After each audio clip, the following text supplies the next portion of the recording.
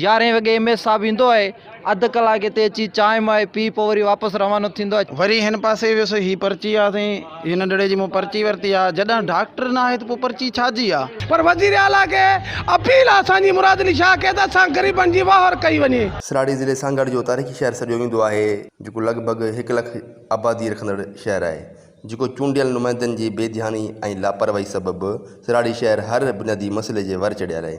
पर उन सां गॾु सिहत मर्कज़ मां बि आवाम खे का बि सहूलियत न मिली सघी आहे। शहर में वाक़े सराड़ी रूरल हेल्थ सेंटर मां बि आवाम खे को बि लाभ न मिली सघियो आहे। सिहत घर बदिरां अज़ाब घर बणिजी वियो आहे।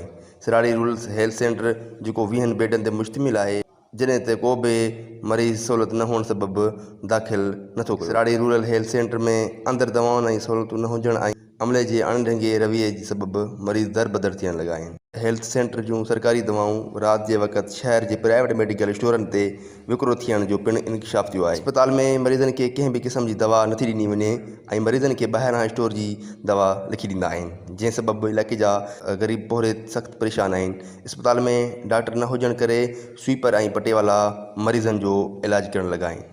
अस्पताल में मरीज़नि तोड़े उन सां गॾु आयल वारसनि ॿुधायो त अचानक को रोड हादसो पेश अचे थो त हिकु रोड वारी सिरिंज बि अस्पताल में नथी मिले, उहा बि हिते जा डॉक्टर ॿाहिरां स्टोर जी लिखी ॾींदा आहिनि। एमरजेंसी में सहूलियतनि जी खोट हुअण करे मामूली तिबी इमदाद ॾेई नवाबशाह या ॿिनि शहरनि जे अस्पतालनि ॾांहुं रेफर कया वेंदा आहिनि, जंहिं सबबि क़ीमती जानियूं वक़्त खां अॻु ज़ाया थी वञनि थियूं। ॿिए तरफ़ सराड़ी रूरल हेल्थ सेंटर जे MS Mohammad Zubair Khan Sindh TV news पारां दवाऊं ऐं ॿियनि सहूलियतुनि जी खोट सबबि मौक़ूफ़ वठण जे लाइ MS ऑफिस पहुती। उते MS जी कुर्सी बिल्कुलु ख़ाली पियल हुई। उते मौजूदु मरीज़नि जे वारसनि सिंध TV न्यूज़ सां ॻाल्हाईंदे चयो त डॉक्टर सुबुह जो 10 बजे अचे थो, ऑफिस में वेही सुबुह जो 12 बजे हलियो थो वञे। ॿिए तरफ़ अस्पताल जे ॿिए स्टाफ खां पुछा कई त कंहिं बि पोइ मुंहिंजो मौक़ूफ़ न ॾिनो। हिन अस्पताल में इवनिंग में बि मॉर्निंग में बि डॉक्टर 12 बजे हलियो थो वञे, इवनिंग में बि डॉक्टर कोन्हे को, मॉर्निंग में बि डॉक्टर कोन्हे को। अस्पताल खे डॉक्टर ॾिना वञनि, इवनिंग मॉर्निंग में एम्बुलेंस हिकिड़ी हिते बंदि थी पई आहे, ख़राबु थी पई आहे, एम्बुलेंस नाकारा लॻी पई आहे।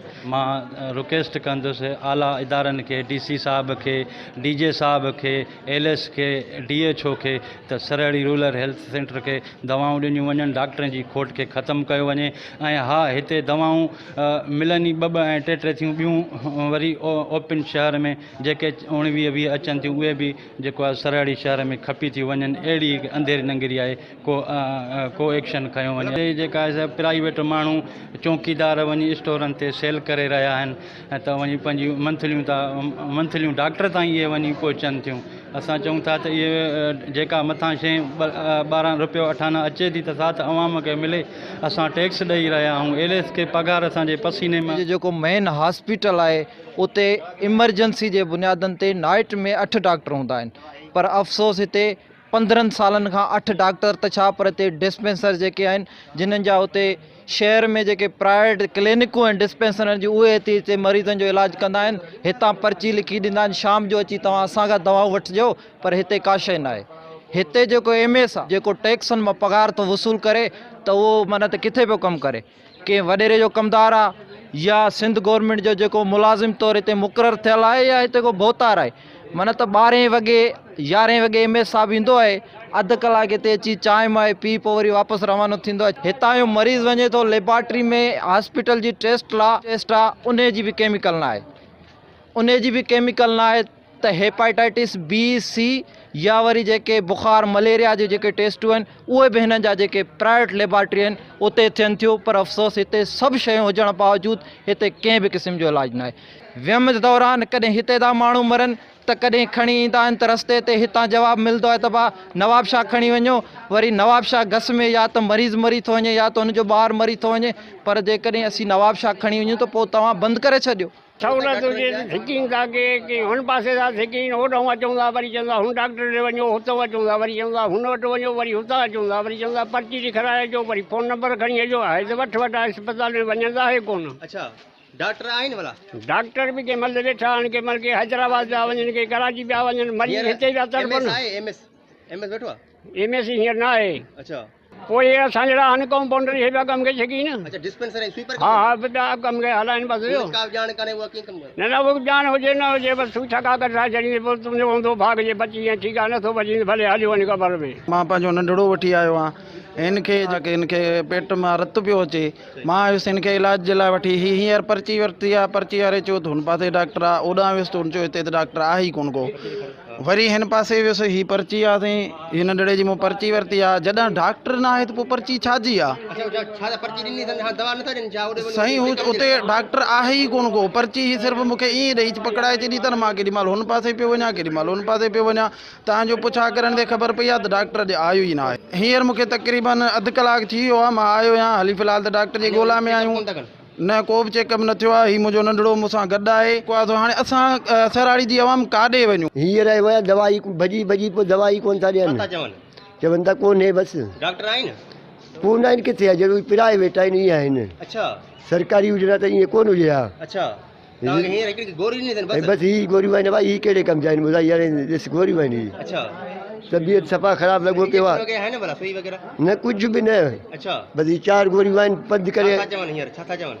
चवनि था बसि ठीकु थी वञे इहो 4 गोरियुनि में अच्छा गोरियुनि में बसि सुभाणे अपील आहे त सरारी जी अस्पताल में रुगो चोरखानी लगी पई आहे का दवा नथी मिले को डॉक्टर सही नथो मिले अचे त खणी पंहिंजे मुंहुं ॻाल्हाईंदा चवंदा ही सुई पर्ची लिखंदा स्टोर था वठी अचो। हाणे ग़रीब माण्हू जेको 300 रुपया कमाए हितां पर्ची ॾियनि 500 जी दवा किथां वठी सघंदो?